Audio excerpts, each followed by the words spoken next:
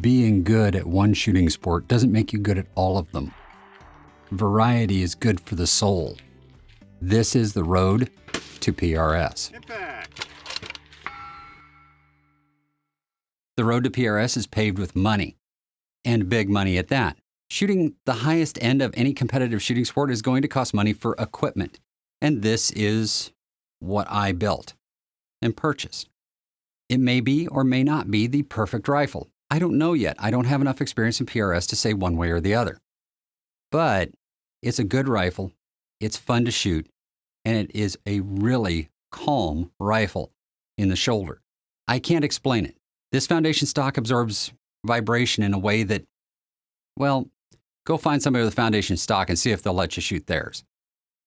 With that out of the way, let's talk about the rest of the rifle. It has an impact action because impact is the most popular action in PRS, and I thought that the majority of shooters couldn't be wrong. I also talked to several pros along the way. The barrel is a Bartline 5-groove M24 contour that I bought from bugholes.com and had chambered by Keith at KW Precision. Speaking of Keith, when you get a new action, do yourself a favor. Have the action shipped from the manufacturer to Keith, and then have Keith ship it to your FFL. That gives him an opportunity to measure that action, because once Keith has measured an action, he never needs to see it again, which is important where UPS and FedEx are getting so hard to get along with shipping actions. Just a thought. So you're probably wondering what I had Keith chambered in. 6.5 Creedmoor, perhaps? 6.5 Creedmoor was popular several years ago for PRS. It doesn't seem to be anymore. As a matter of fact, the majority of the top-level shooters are shooting a 6mm of some sort, be it a 6BR, a 6BRA, a 6-Dasher, a 6GT, a 6x47, a 6 Creedmoor, or any number of other variations in Wildcats. They're shooting a 6mm. And when I look at the field of very successful competitive shooters, there is no common cartridge amongst them. It's not like everybody is shooting the same thing like F-Class. You can pick any one of a half a dozen cartridges and be successful with it. So I chose the 6-Dasher. Why did I choose the 6-Dasher over all the others, you ask? I've shot Dasher before. I have all the dies, brass, powder, and bullets to shoot this cartridge. So I chose it. Keith chambered up a 6-Dasher barrel with the neck diameter appropriate for the alpha brass that I was using, and Keith does really good work. It's hard to explain how good it is. I can't show you with a borescope because the borescope resolution isn't good enough, but I can show you something you can measure. Take a look at this.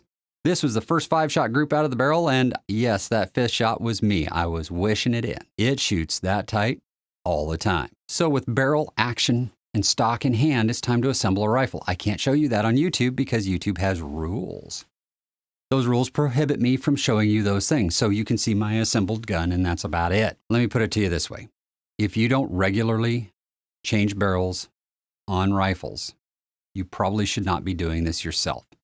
Have a competent gunsmith do it for you. They don't charge that much, and it's good peace of mind. The stock on this rifle, I didn't even bother bedding it. The inletting is that good. As long as the rifle shoots, you don't have to do all this extraneous stuff. Now, the only thing that I would change about this barrel is my fault. I chose an M24 contour barrel at 28 inches. 28 inches is pretty long, and I did that on purpose to get a little more weight forward on the barrel because I knew I had to get the rifle balanced pretty far forward up here. Unfortunately, even with a 28-inch barrel, it's not heavy enough. So I ended up having to add weight to the stock. That's not an ideal situation. For the next barrel, I'm redesigning to an 1.25 inch straight barrel at 26 inches. It'll get the balance point of the barrel out further and make it heavier overall, which means I can pull some brass out and have some effective weight that's in the barrel. So we have a rifle. Now it's time to go do some shooting. But I want to save some of that for the next couple of videos. The first one will be how to do load development on a PRS rifle and how that may differ from F-Class or other competitive shooting adventures. Next will be initial learning how to shoot position for PRS. Last but not least, we're going to spend some time going to matches and seeing the sights and enjoying the sport. I need to forewarn you, if you're getting into PRS, there is a lot of competition for spots at matches. The first few matches that I tried to sign up for ended up completely full with waiting lists, and these are local matches. It is a far cry from what I saw in F-Class, where you could show up on the day of the match and sometimes be the only F-Open shooter there. It's just different, and it's exciting. And I'm looking forward to the first opportunity to shoot a match with you. All right, guys, until next time, shoot straight, and I'll see you in the next video.